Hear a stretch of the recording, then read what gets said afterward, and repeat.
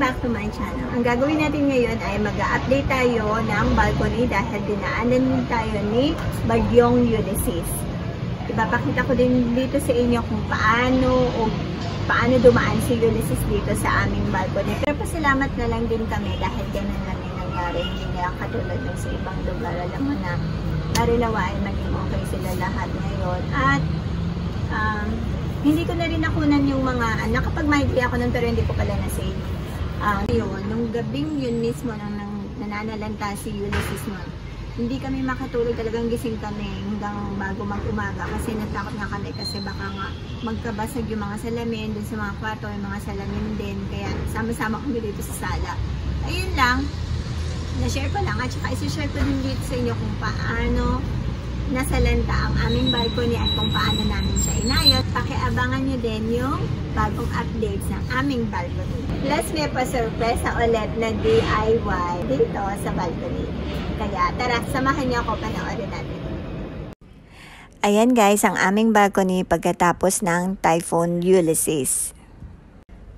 Dumaan din siya dito sa aming balcony at nang salanta din. Nagbaha dito sa balcony namin at nasira yung mga halaman. Tapos naglabasan yung mga bulate na maliliit. Nawindang din siguro sa bagyo yung mga bulate. Sobrang takot ako sa bulate pero kailangan linisin ang balcony.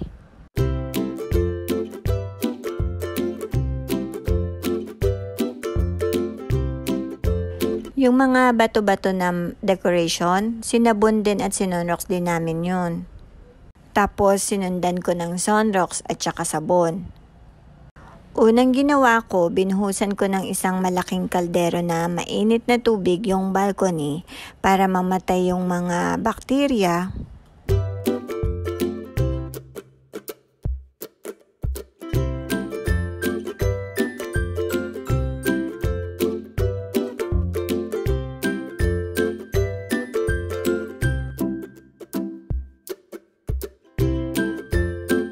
Ayun, sa wakas, natuyo siya pangalawang araw. Lahat natuyo, yung mga sabon, yung artificial grass, pinatuyo sa araw.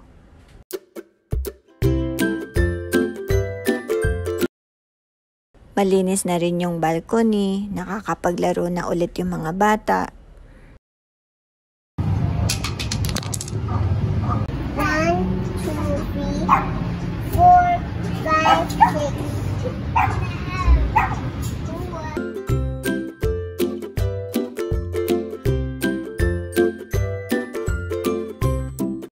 Iniba ko yung setup ng artificial grass ngayon para madali siyang alisin at linisin pagka umulan ulit or may bagyo ulit para hindi na ganun maulit sa unang nangyari. Hindi ko na rin pinutol yung artificial grass, yung mga anggulo niya para pag inalis ko yung rag o hindi ko na siya gustong gamitin sa balcony, pag tinanggal ko siya, buo pa rin siyang tignan, isang square pa rin.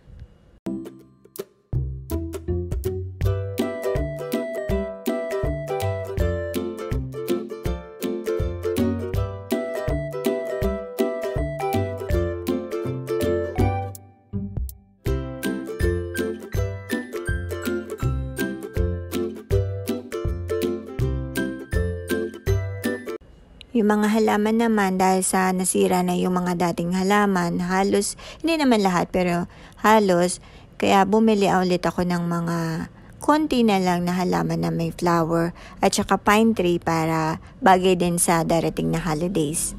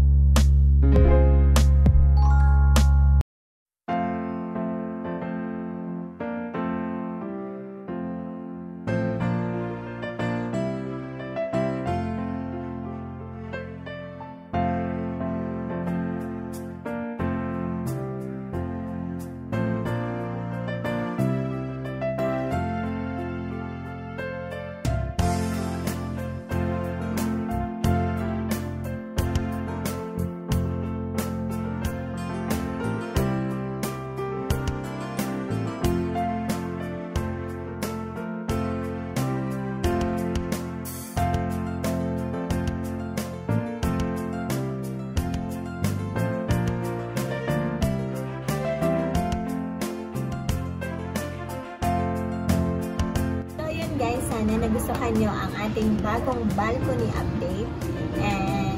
At kung nagustuhan nyo ang video na ito, please give me a thumbs up. And comment down below kung ano yung suggestion nyo o nagustuhan nyo dito o comment nyo dito sa video na ito. At don't forget to subscribe and please turn on your bell button para updated kayo sa mga susunod ko pang videos. Ingat kayo guys and kita-kita tayo ulit sa susunod na vlog. Bye!